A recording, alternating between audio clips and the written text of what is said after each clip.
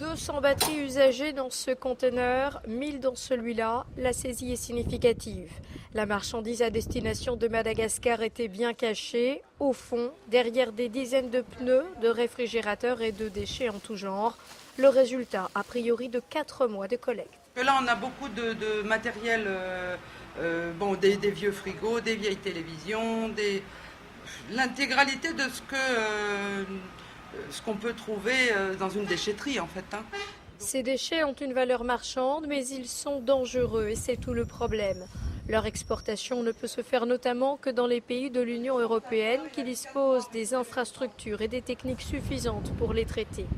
Elle fausse d'autre part les règles de la concurrence pour une filière recyclage naissante à La Réunion. Il y a un enjeu économique très important, puisque quand des acteurs respectent la réglementation, ils ont évidemment en charge quelques coûts, et ceux qui ne les respectent pas n'ont pas en charge ces coûts. Et donc la concurrence est faussée. La marchandise saisie sera renvoyée vers des sociétés agréées.